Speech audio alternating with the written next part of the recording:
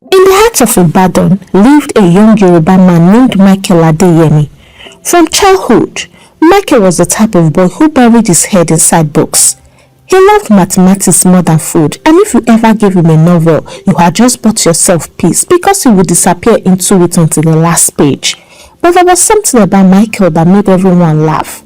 Despite being tall, handsome and neat, he was extremely shy when it came to girls. In fact, some people even whispered that maybe God forgot to put the boldness to those women inside him. Whenever Michael saw a girl he liked, one strange thing would happen. His body would betray him. Suddenly, he would feel like he wanted to urinate, even if he just came out from the toilet. His palms would sweat like someone who carried hot yam, and his heart would beat boom like a talking drum. By the time he managed to say, "Hello," the girl had already walked away. After feeling many silent battles with his own nerves, Michael made up his mind to avoid the other gender and face his books, and truly he faced them. He faced them so well that he graduated from school without anybody ever seeing him stand with a girl for more than 5 minutes. His classmates, tired of his seriousness and strange shyness, gave him a nickname that followed him everywhere: Holy Michael. Not because he was a pastor and not because he carried Bible around, but because to their eyes, he was the only young man in school who looked like he had never even dreamt of holding a girl's hand. Michael on his part didn't mind. If anything, he wore the name like a crown. To him, if being called holy would save him from disgrace and heartbreak, so be it.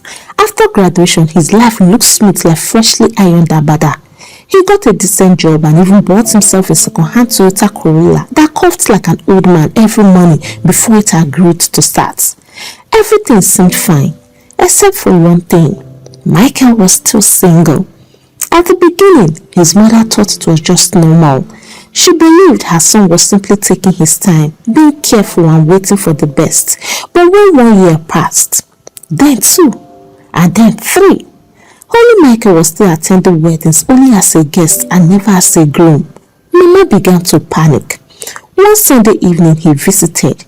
She served him amala with a wedu soup and finally said, "Michael, my son, how old are you now?" "33, ma," he answered casually. 33? Mama dropped the spoon dramatically and placed her 2 hands on her head. "Ah, you. Michael, do you want me to die without seeing my grandchildren? You have a decent job. You have a house. You even have a car. What else are you waiting for?" Michael shy as always tried to smile it away. "Mama, don't worry. I am praying about it." But Mama Adeyemi was not the type of woman you brush aside with prayer talk. She pressed harder. "Praying? Since when? I bet the girls in Ibadan are spirits that your prayer had not been answered." "Michael, tell me the truth. Is your third leg working at all?" Michael almost choked on this amala. He coughed, his eyes turned red. "Mama, how can you even say a thing like this?" But Mama was serious. She leaned forward with her eyes sharp. "Michael, listen, I'm your mother. If something is wrong, tell me now so that we can look for a solution. If you cannot do the work of a man, it is better I know today than tomorrow. I don't want me to be deceiving myself thinking grandchildren are coming. Meanwhile, your engine is not starting." Michael covered his face with both hands. His ears burned as if hot pepper was poured inside them. That day, he couldn't eat again. How could his own mother be questioning the power of his manhood? From that moment, Mama Adeyemi started monitoring him like a hawk. Every phone call ended with, "Michael, have you found a woman?" Every family meeting turned into, Holy Michael, when are we going to hear the sound of the wedding bell?" Even his younger cousins who had not finished NYSC started teasing him. "Uncle Michael, don't worry. When I marry before you, I will make you chairman of my reception committee." The pressure was becoming too much. Michael knew he couldn't run forever. His quiet, bookish life was about to change, not because he wanted it, but because his mother was ready to drag him by the ear into marriage markets. One thing about Yoruba mothers, Once they make up their mind, nothing can stop them. After months of asking, crying and threatening, Mama Deyemi finally decided to take the bull by the horn. If my son cannot find a wife, then I will find one for him, she declared boldly. So one bright Saturday morning, she went out and fate brought Abike her way. She was the daughter of an old friend. And let's not even lie, this was not just any girl. She was the kind of lady Yoruba elders would call a yawo material full option. From the very first greeting, you will know Abike had home training. She didn't just say good morning. She went on both knees as she greeted Mama Deyemi. Auntie, Ekaaro ma, she said sweetly, her voice like honey dripping from calabash. Mama's heart melted immediately. She just concluded in her heart that Michael will not miss this one, and Abike's skill didn't stop at greetings. When she entered the kitchen, in minutes, she will be whipping the pot of ewedu like a professional, and in no time, she will also produce round, soft, shiny amala that could pass for artwork with no lumps. Mama Deyemi called Michael immediately, and then she said, "My son, God has done it for us. Your prayer had been answered, and your days of being called Holy Michael are over.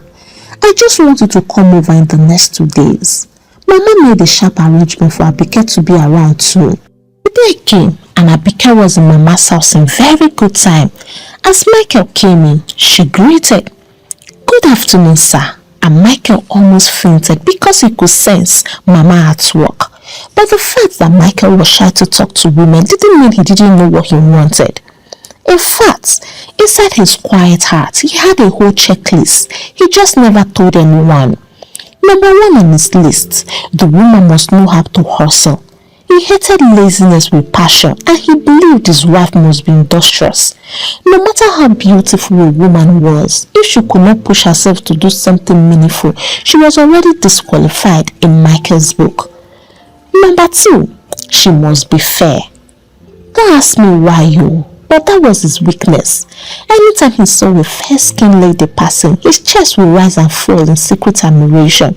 He would never approach, of course, but deep in his heart he had already written it that my wife must have that glowing fair skin.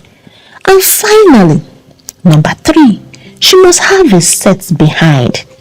Michael might be called holy by people, but deep inside, he wanted a woman who, when she walked past, people would know she was carrying God's gifts from behind. Mama in her mind thought she had hit jackpot, but Michael's eyes saw something else. She was beautiful, but her complexion was dark and smooth like charcoal rubbed with shea butter. Nothing wrong with that at all, but Michael's private list had already disqualified her, and for her behind, let's just say Abike was not exactly blessed in that department. Michael shifted uncomfortably when he noticed. So when Mama Deyemi was busy smiling and thinking she had found the answer to all her prayers, Michael was silently shaking his head. When she asked, "Michael, how do you see her?" he swallowed hard and forced a smile. "She's nice, ma," but deep inside he had already stamped it. Disqualified. The worst part? Mama Deyemi was not ready to hear no, and Michael knew very well that refusing her choice would set fire in the house. His heart was already tied somewhere else, to a small kiosk near his office where a young lady sold yogurt, parfait and snacks. Her name was Chiamaka, an Igbo girl with the kind of beauty that made people turn twice. She was fair, and she had a natural charisma that drew customers to her stand. But more than that, she carried herself with confidence, the kind of confidence that secretly terrified shy men like Michael. The first day he saw her, she greeted him in that cheerful tone. "Good afternoon, sir. Do you want yogurt or parfait?" Her smile nearly made him forget what he came for. He stammered, "Parfait, the small one," and that was the beginning of his downfall. Day after day, Michael kept showing up. Break time, he was there. Evening before going home, he was there again. Not because his body was craving parfait, but because his heart was craving Chiamaka. His money was going down fast in her business, but he didn't care. Even his colleagues started mocking him. "Holy Michael, At this rate, you are the one funding that Igbo girl's shop. When will you even open your mouth? Chiamaka too wasn't slow. She noticed how this quiet Yoruba man kept buying parfait like his life depended on it. She noticed the way he stared at her shyly but quickly looked away when their eyes met. She knew he was crushing on her. At first, she waited. Maybe one day he will man up and speak, but months passed by and still nothing, just parfait and never smiles. Until one hot afternoon, after handing him his usual cup, she leaned forward, her eyes playful, and then she asked, "Excuse me, are you crushing on me?" Michael's heart stopped. The spoon in his hand almost fell. His body shook as if thunder struck him. But instead of lying, something inside him just gave up, and he said the truth. "Yes." Chiamaka burst out laughing. "Chai, and you have been wasting my time since? All this plenty money you have been spending, you couldn't just say it." Michael scratched his head, too shy to look at her. I didn't know how to start. From that simple moment, everything changed. Like play, they began to talk. First about parfait, then about family, and then about dreams. Before long, Holy Michael, the same man who used to tremble around women, was finally dating. And not just any girl, but one Igbo girl who ticked every single box on his secret checklist. Dating Chiamaka was like enrolling in a crash course called How to Stop Being Shy 101. Michael had lived all his life hiding behind books, dodging conversations, and sweating whenever a woman smiled at him. But Chiamaka wasn't ready to allow that nonsense. She was fire, she was bold, and she made it her mission to drag Michael out of his comfort zone. The first time they went out together, Michael sat stiff like a carved wooden statue, holding his spoon carefully as if the food might run away. Chiamaka laughed, shook her head and said loudly, "Umbanu, Michael, is this how you will behave in public? Relax, I beg. Eat well and laugh well. Nobody is judging you." And right there in the restaurant, she cracked one joke that made even the waiter laugh. Michael at first hid his face, but before he knew it, he was laughing too. Another time, she insisted they take pictures together. Michael hated cameras. Anytime someone pointed one at him, his smile looked like he was being forced to confess in a police station. But Chiamaka didn't care. She grabbed his hand, held his face and said, "Smile well, Joe. If you like, keep frowning. I will still post it like that." Click. That was the first picture together. Awkward but full of life. From then, she never stopped snapping him until he became comfortable. She even pushed him into public spaces he would normally avoid. Michael never liked holding hands in public, but Chiamaka would grab his fingers and tease. "If you remove this hand, I will shout and tell people you ran away with my money." Michael would freeze, but slowly he stopped caring what people thought. At the office, where his colleagues teased him about always buying parfait, he would normally keep quiet. But after weeks with Chiamaka, one day he surprised them. "Yes, so," he announced boldly, "I was buying parfait, but now the parfait seller is my babe." The whole office erupted in shouts. They couldn't believe Holy Michael had said that, but it was true. Little by little, Chiamaka was teaching him to own his feelings without shame. By the end of their first year together, Michael was no longer the timid man who couldn't say hello. He had learned to talk freely, laugh loudly, take pictures, and even dance at parties. The day finally came. Michael, now bolder, thanks to Chiamaka's influence, decided it was time to introduce her to his mother. His palms were still a little sweaty, but for the first time in his life, he was proud to say, "This is my woman." They went to her house one Sunday afternoon.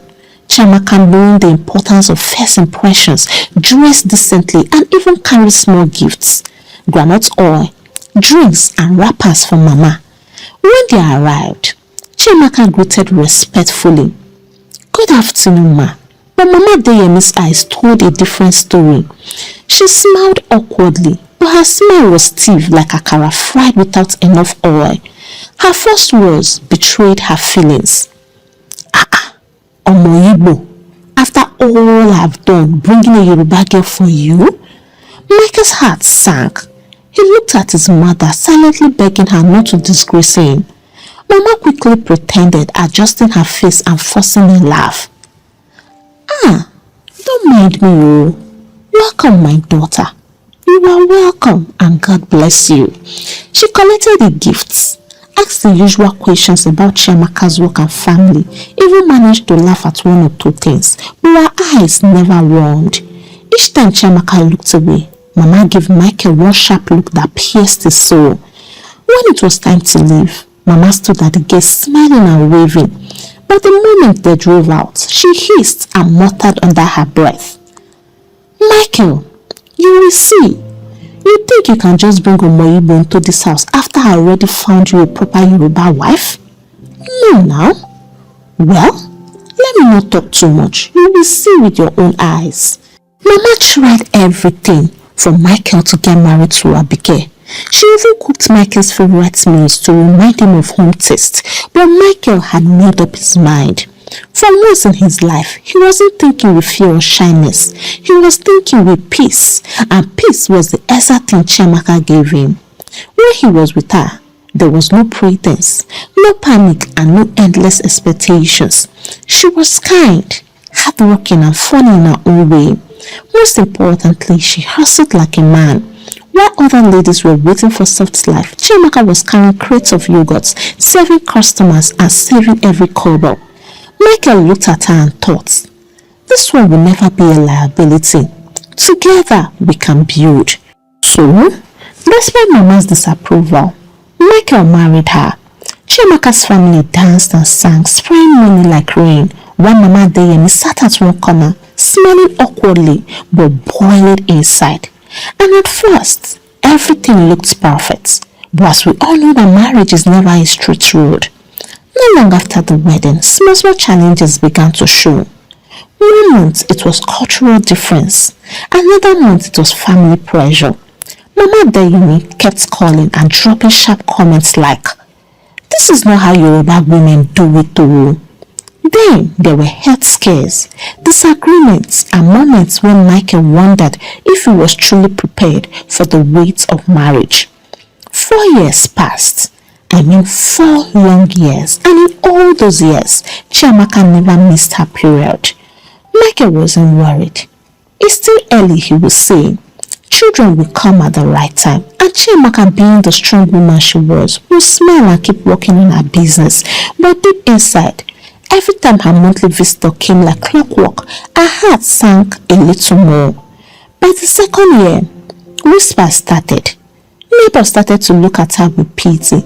Some would greet her with fake smiles and whisper behind her back, yeah, fine lady, but no child. The worst came from Mama Deyemi.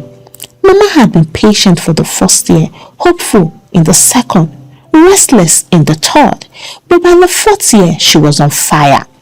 Every phone call, every visit, and every family meeting turned into torture for Chiamaka. Michael, open your eyes. Can't you see this girl is a man? Which woman stays for 4 years in marriage without missing her period? Mama will snap. Sometimes she said it to Michael in private. Other times, she said it right in front of Chiamaka, and she didn't care whether he broke her spirit or not. One afternoon, she stormed into the house. Her voice was so sharp like blade.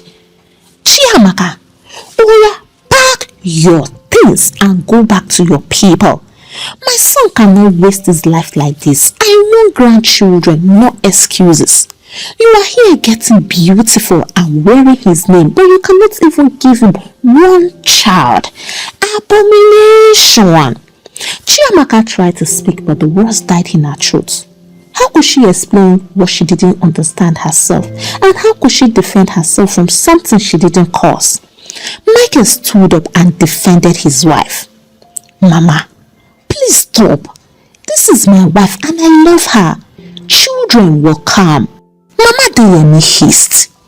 My friend, will you shut up that your mouth?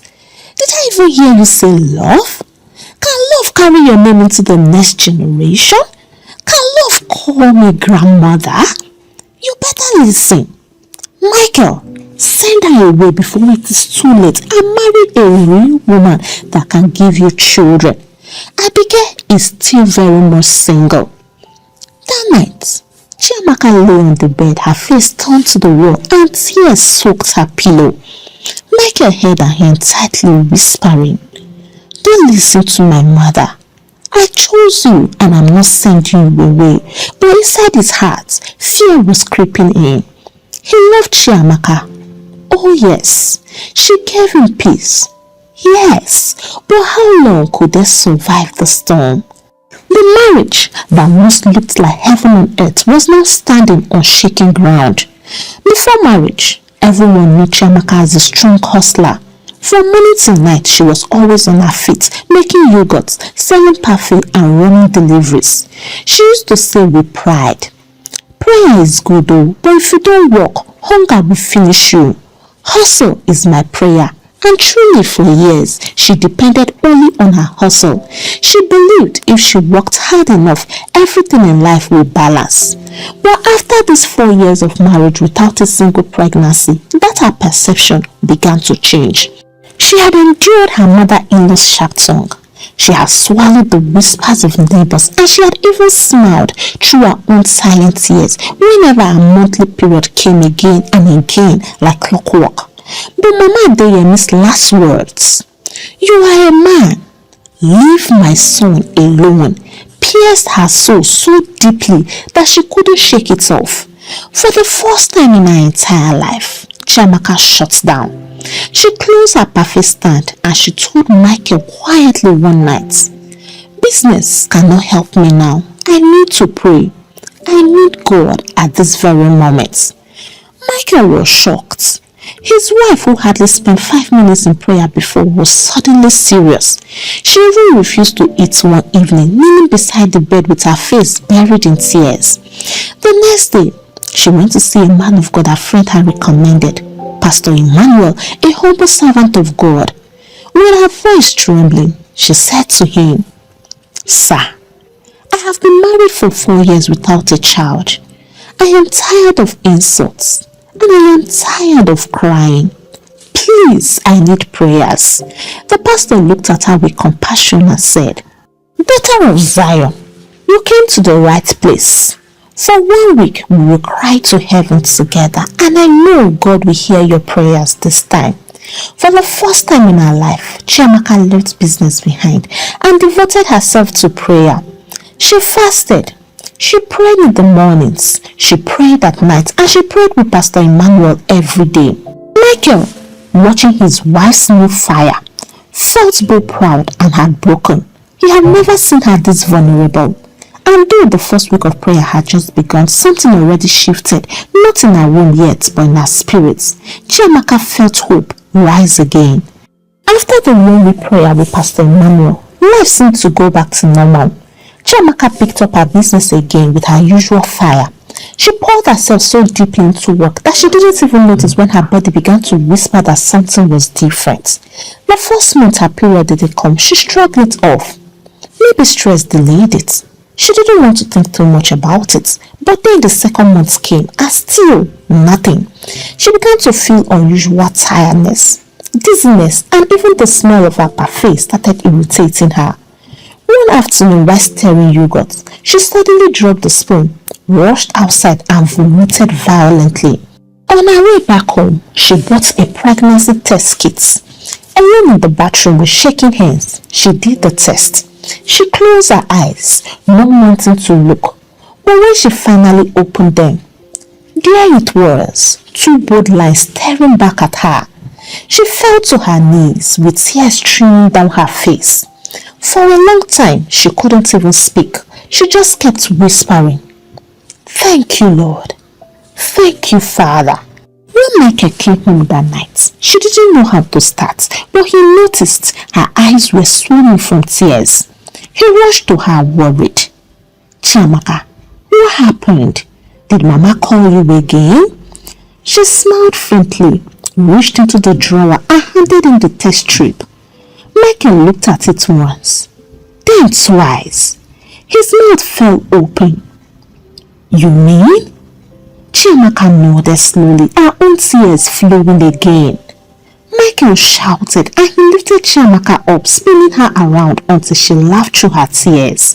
Thank you, Jesus. My wife is pregnant, he cried, kissing her forehead. His heart was light, overflowing with joy, but joy never comes without a test. The very next morning, Mama Adeyemi stormed the house again. Her voice thundered, Chiamaka, pack your things and leave my son's house right now. I am tired. Let a woman with a womb enter this house before it is too late. Chiamaka just sat quietly on the chair. She didn't argue, she didn't cry, and she didn't even tell Mama the good news. Michael, hearing the commotion, rushed out and shouted, Mama, enough! You will not insult my wife again. She is my wife and she is not going anywhere. But Chiamaka just ignored him. So Mama shouted, talking from Sokoto to Kafachan, and when she saw nobody answered her, she got tired and left. Months passed and Chiamaka's tummy began to show, and everywhere she went, people smiled knowingly. Ah, God has done it. One afternoon, she went to the market to buy some things. As she bent to pick tomatoes, she heard a familiar voice behind her. Chiamaka. She turned, and there stood Mama Adeyemi, her eyes fixed in shock.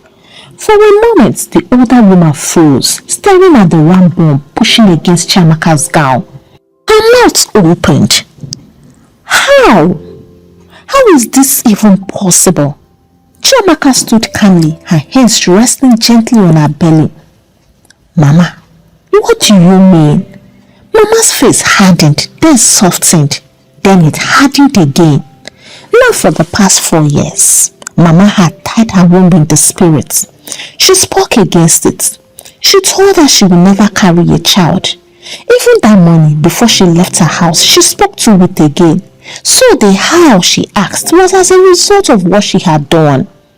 Chiamaka replied, the same God I ignored before, the one I finally turned to in my pain, is the one who knows how. Mama Adeyemi staggered back, her face pale.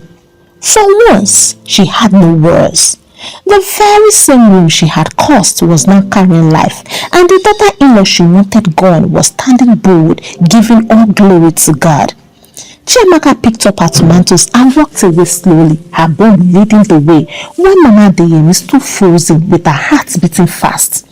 When Mama Adeyemi returned home from the market, she was restless. She could not sit, she could not eat, and she could not even nap. The image of Chiamaka's round belly refused to leave her mind. Out of confusion, she went straight to the small corner in her room where she kept the symbol she had been using for years. She untied the cloth quickly and stared. It was still bound. The knots were still tight, the same way she had left them. To her physical eyes, Chiamaka's womb was still supposed to be locked. In fact, closed forever. She sat on the floor trembling. If this is still tied, then what did I say in the market? A lie or a fake bomb? No. Her nose has changed. Her face has changed too. That is not ordinary fat. That is pregnancy. I mean real pregnancy. Her body shook as she whispered to herself. So she wants to prove power, right? She wants to prove that her God is stronger than me. Okay, I will wait. Let us see who will win on her delivery day. Immediately, she picked up her phone and dialed Michael's number. My son, she said with her tone sugar-coated. You didn't even share the good news with me. I saw your wife at the market today. I am so grateful to God, and congratulations, my sweet son. Please, when your wife enters labor, please call me. You know it's our first time and I want to come and assist her. I will attend to her properly as a mother. You know these things are not easy. Michael's face lit up at the other end. For the first time in years, his mother sounded caring and not hostile. He sighed with relief. Ah, Mama, thank you. I really appreciate this. You don't know how happy I am to hear you speak like this. Don't worry, I will call you immediately it starts. God bless you, Mama. "Bless you too, my son," she replied, smiling to herself. But as she dropped the phone, her smile faded into a cold frown. She wasn't planning to assist. She was planning to go sit there and cause complications that will eventually lead to her death, and people would channel it to mortality deaths. Labor started around 2 a.m. Chiamaka woke up with sharp pains cutting through her waist. At first she thought it was forced labor, but when the contractions grew stronger and closer, Michael knew it was time. He quickly grabbed the hospital bag they had prepared, supported her to the car, and drove as fast as he could with shaking hands. On the way, he dialed his mother's number, but the line was switched off. He tried again.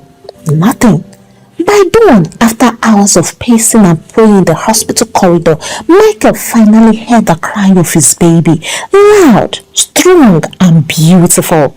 His knees gave way as tears filled his eyes. Overwhelmed with joy, he picked up his phone again and called his mother. This time, the line rang and she answered. "Mama." "Good morning, ma. I tried to call you around 2 a.m. when the labor started, but your phone was switched off. My wife has delivered though. Mother and child are doing so well," Michael said with his voice bubbling with happiness. For a moment, there was silence. Then came Mama Adeyemi's voice, flat and cold. "She delivered?" Michael frowned. Something about her tone was wrong. "Mama, is everything okay?" he asked. Yes, she said quickly, forcing her voice to sound normal. "I was only sad because I wasn't there to help my very good daughter-in-law. You know I promised to assist her. But don't worry, I'm on my way now. Tell me the hospital address." Relieved, Michael smiled. "Ah, Mama, thank you. It means a lot to us. We are at St. Luke's maternity. Please come, I'll be waiting for you." "Don't worry, my son. I am coming immediately," she said, but her hair shook as she ended the call. Because deep inside, she wasn't rejoicing. She was boiling. So after all I tried, after all my words, this girl still delivers safely? No, that child must not leave.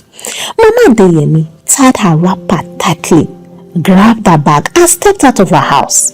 To everyone else, she was a grandmother hurrying to welcome her grandchild, but in her heart, she was a woman restless with anger, determined to eliminate the very miracle that had proved her powerless. From the very beginning, her plan was simple. Chiamaka was never supposed to last in that marriage. In her heart, she had sworn that this Igbo girl would leave Michael in any way for her son to be free and then marry a Yoruba lady of her choice. But just as she was about to cross the road, something unexpected happened. Out of nowhere, a motorbike zoomed out and slammed into Mama Adeyemi, throwing her to the ground. A sharp scream escaped her lips. By the time she was lifted, her leg was bent at an awkward angle. She was rushed to the very hospital where she was headed to. This time, not to see her grandchild and perform her evil task, but to the emergency room. The same hospital where she came to destroy joy was now the hospital where her own pain began. From that day, everything changed. Instead of celebrating her first grandchild, Mama Adeyemi laid in bed, bitter and restless. And when Michael brought his wife and child to greet her, she turned her face away and spat bitter words. "This woman is a witch. I don't know where you brought Omo Igbo from, but take it from me that she is a witch." Michael froze in disbelief. Chiamaka, holding her baby, was confused. She had no idea why her mother-in-law suddenly turned all her pain against her. Michael defended his wife, but Mama remained stubborn. She held onto that word that Chiamaka is a witch. Until she died, she didn't walk well again, and she and Chiamaka were never in good terms. Hey, African Tales by Karma Tribe, how are you all doing? For me, I am doing just fine. I hope you learned one or two things from this story, because I did. Before I leave today, I would like to say this. Sometimes in life, when you are hoping for something that is so important and it's taking too long to come by, it doesn't always mean that God has said no.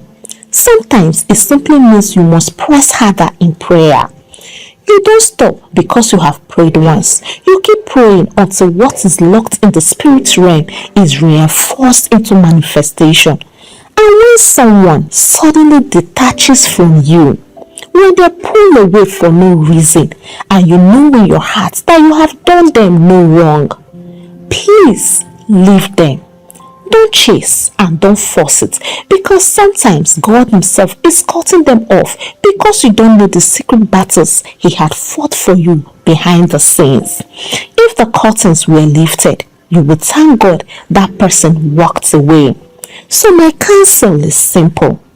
Reinforce your prayers until your miracle manifests, and learn to let go when God silently removes people from your life. So let me ask you, have you ever prayed for something and was at the verge of giving up only for God to surprise you at the last moment? Or has someone ever detached from you only for you to later understand why God made it so? Share your story in the comments because someone may learn from it. Don't forget to give the story a thumbs up. Share to your loved ones. And if you have not subscribed to this channel, what are you waiting for? Kindly punch on that subscribe button so you can join the Karma tribe. Until I bring another interesting story your way, it's a goodbye from here, and God bless you.